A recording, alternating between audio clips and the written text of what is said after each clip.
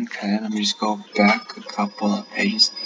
So, this is me, Ethan Go, and I am going to be reviewing my time and experience at Mama's Dog Shelter.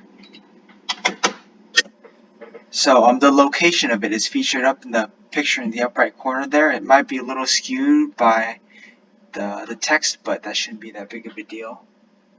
Alright, anyway, so I had first heard about the place when I was helping one of my scout buddies, Kevin, find a location for his Eagle project, and so essentially Kevin had heard about this place over social media, and so he thought that it would be an interesting experience to bring the rest of the scouts along to kind of to check the area out. And so the first impressions of the area were that it was definitely very smelly. It was very pungent, very concentrated in the dog smell. You could really detect the essence and the fragrance of all of their feces, and just the fact that, I mean, they probably didn't use soap and water to wash them, so these dogs were pretty naturally washed, probably by the rain, but they were washed to a certain degree.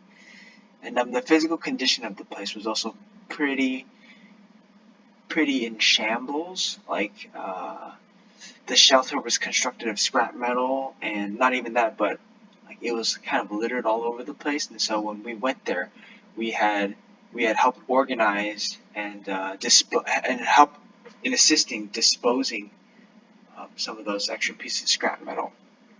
And so this was as a result of it being severely unfunded. It was very clear. And but then in spite of all this, the experience was great, and I felt that um, I don't know, I felt like there was some sort of a heart to it, and that is owed to the manager who went by Zuo Mama.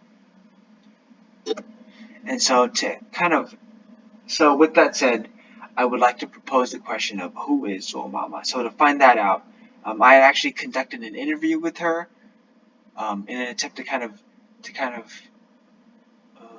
spread the message over social media through my ability as a filmmaker. And so that video is also I hopefully there's a link to this at some point. But anyways, she's an abacus teacher, so that's that thing where it's like there's a frame, and then along the frame are rows with um, little dials attached to it, and then it's like that Chinese entertainment. It's like the old timey Chinese calculators.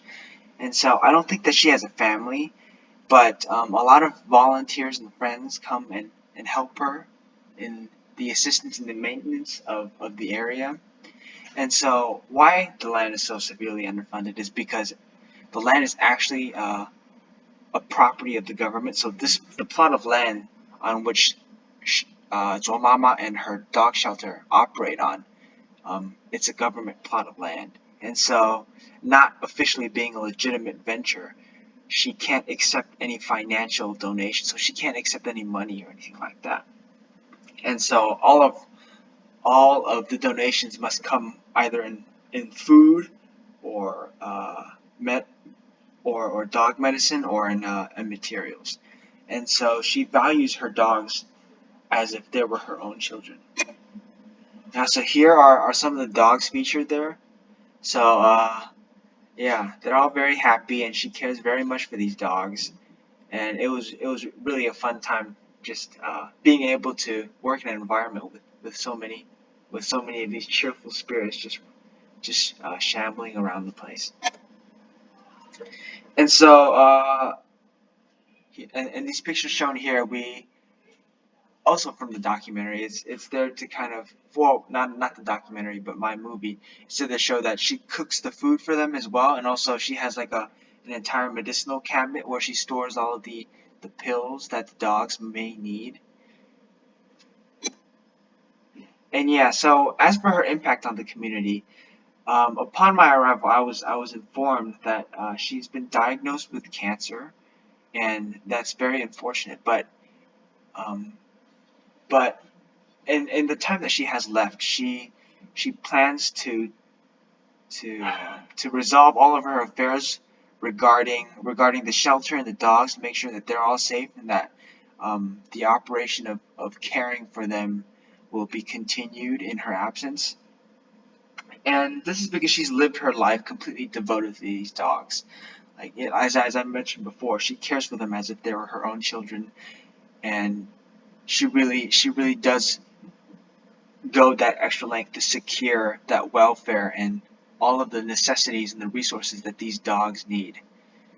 Um, and so, what was really interesting too about her character was she found every opportunity she could to talk about how she has a tendency to be kind, and that also that is the right tendency. So people should be kind among dogs, and then among people, and among both. So she really values the virtue of kindness and feels that that the reason that she has the shelter is to kind of make up for the lack of kindness that these stray dogs have been shown, where they've just been abandoned or they've been abused, and so she's here to kind of provide refuge and have this be kind of like a safe haven for the dogs. And so yeah, how she operates, she's never really alone because she has the entire community to back her. So not only do they recognize that she's actually serving the community in the sense that she's taking care of all of these dogs, all of these mistreated and abused dogs, but also they care for her as she's a huge backbone of the community, and she has her connections there, and people volunteer to help her and stuff like that. Also, she neuters the dogs to kind of, because it is pretty virulent, the problem with stray dogs. So we have like a breed of stray dogs in Taiwan that are just um, like some form of lab, and yeah. So that's the end of my presentation. More for anybody who's interested, more is featured in the documentary that will hopefully be linked to this presentation. Thank you.